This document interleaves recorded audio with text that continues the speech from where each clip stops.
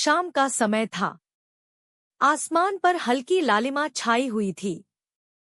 एक बूढ़ी दादी गुस्से में बड़बड़ाते हुए ऊंचे पुल पर खड़ी थी। उनके हाथ में एक अंडा था। इसका क्या करूं मैं? उन्होंने झुंझलाकर कहा और गुस्से में अंडा नीचे नदी की ओर फेंक दिया। अंडा हवा में घूमता हुआ नीचे गिरा, लेकिन सीधा पानी में नहीं गिरा। वह पुल के नीचे की ढलान पर लुढ़कता हुआ एक तालाब के किनारे जा पहुंचा। वह तालाब साधारण नहीं था। उसमें एक बड़ा मगरमच्छ रहता था। मगरमच्छ ने अंडे को देखा। उसकी आंखों में चमक आ गई। वह धीरे धीरे पानी से बाहर निकला। उसके भारी कदम मिट्टी पर पड़ रहे थे। जैसे ही वह अंडे को खाने के लिए अपना बड़ा सा मुंह खोलने वाला था, कांव कांव, अचानक आसमान से एक काला साया तेजी से नीचे आया। वह एक कौवा था। उसने तेजी से अपनी चोंच में अंडा पकड़ा और फुर्र से उड़ गया।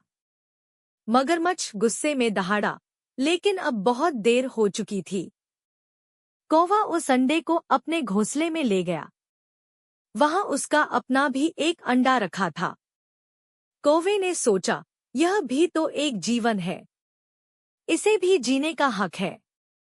और फिर वह दोनों अंडों की पूरी लगन से देखभाल करने लगा।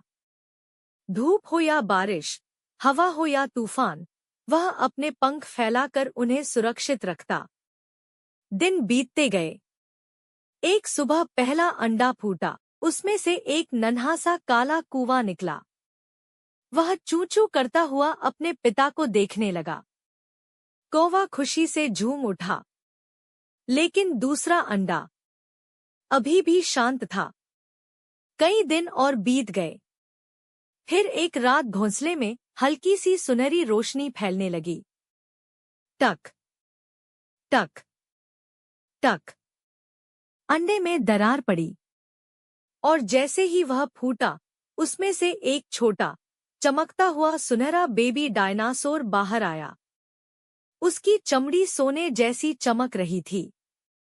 कौवा एक पल के लिए चौंक गया, पर अगले ही पल उसकी आंखों में वही ममता थी। कौवे ने दोनों बच्चों को अपने पंखों में समेट लिया। उसने कभी यह नहीं सोचा कि कौन उसका असली बच्चा है और कौन नहीं। उसके लिए दोनों बराबर थे। समय के साथ छोटा कौवा उड़ना सीख गया और छोटा सुनहरा डायनासोर भी अपने अनोखे अंदाज में कूदना फांदना सीख गया। घोंसले में हंसी गूंजने लगी।